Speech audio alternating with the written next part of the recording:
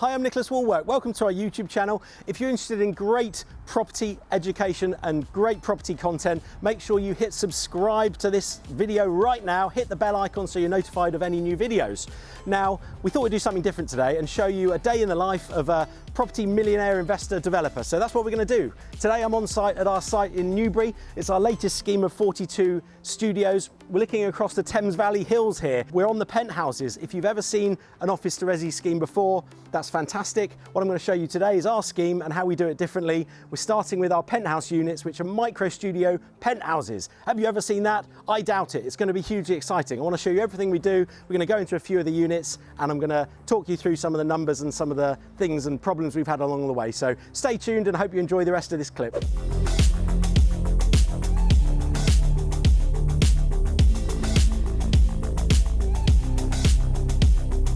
Okay, so into the second apartment. You've seen as I'm walking through the corridor, there's apartments off in every direction, 42 in total across the 3 stories with an undercroft car park, and there's also a car park out to the rear, which we might well end up in a moment. As we're in this apartment, I wanted to just quickly talk about snagging.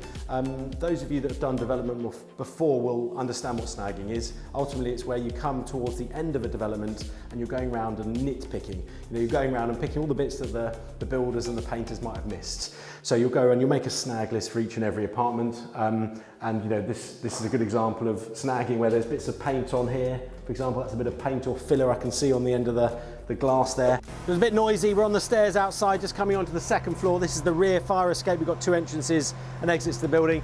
Bit noisy because we've got the jet washers here today. As you finish the development, you sort of go often top down or bottom up, depends which way the services and the layout of the building works for you. Ultimately, the outside's always done last, obviously, because the builders and the painters, everyone's making a mess. So today over here, you can see we've got the jet washers in. They're jet washing all the brick, finishing any little pointing, basically cleaning the building, giving it a good spruce up. Let's have a look through the second floor. So I'm going to talk to you now about safety. It's just occurred to me as I walk past this smoke vent here. Safety is all important in any development. I don't know about you, but I want to sleep at night and I want my tenants to sleep at night and be as safe as possible. I'm going to go through the units now and just point out a couple of safety features that we have to implement as part of a building development. This is a conversion, but actually we still build to new build specifications. That's important because we're then up to the latest standard. And here at the moment we can see a smoke vent which is covered over for painting, but ultimately there's a big smoke vent in here. And this is an L-shaped building and we're at the sort of point of the L here. So because this was the furthest point to the exits, we've had to install this smoke vent, which has a big AOV, which is an automatic opening vent and valve. I'm not sure what it actually stands for, but on the top of the building, it opens up and sucks all the smoke from the middle of the building through these vents that are on each floor. Just walking around to the front of the building now, trying to avoid the jet washing going on at the back of the building. But as you can see, the building here, if you can have a quick pan up, see all the new windows gone in. This hasn't been jet washed and cleaned yet, but it's starting to look nice. We've got a lovely big car park at the rear as well. If we can quickly pan around here, I think we're getting about 20 odd spaces out the back here, and there's about another 20 odd downstairs in the undercroft. So we're getting an awful lot of parking on site, which is amazing.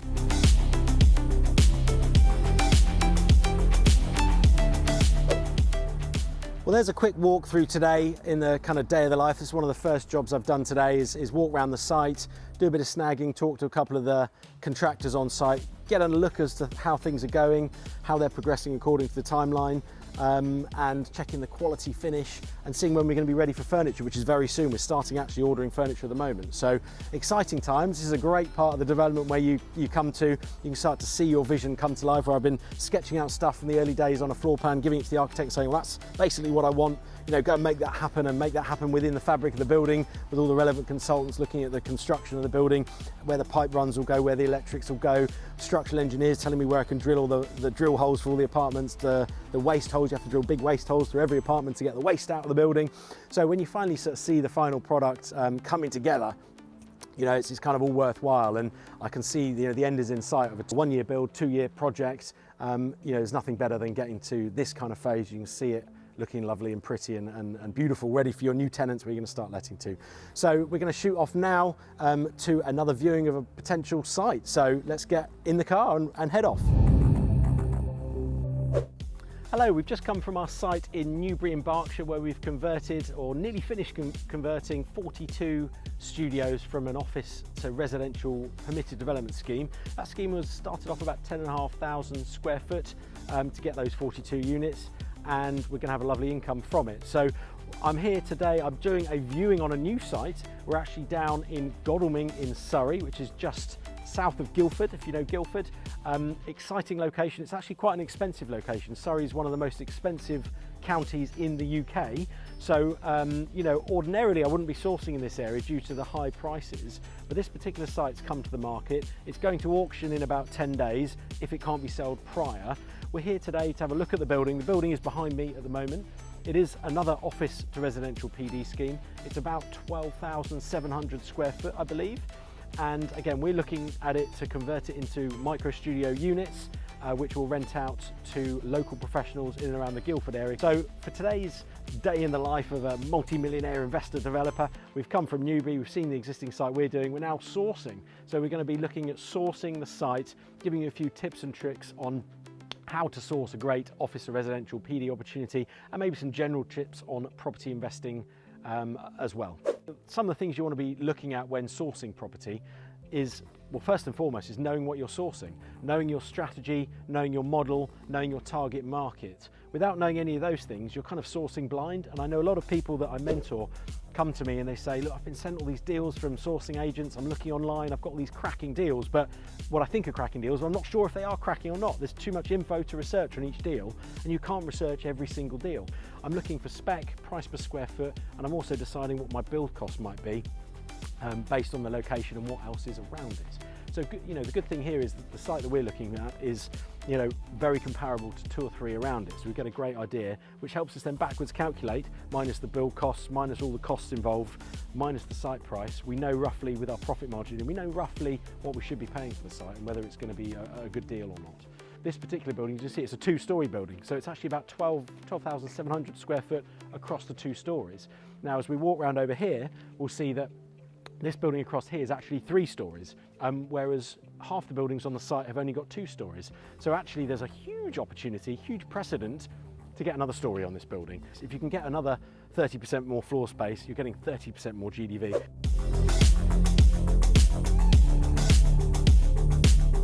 Okay, so let's have a look around the building, shall we? Now, what I always look for when sourcing an office to resi conversion, excuse the door slamming, is nice big hallways, nice big communal areas. Now, this communal area is clearly going to be far too big for a residential unit. So there is potentially an opportunity here to knock through a couple of the walls and create a partial unit out of this stairwell. You know, look at the size of this entrance hall, definitely an opportunity to squeeze half a studio, maybe a whole studio out of one of the areas.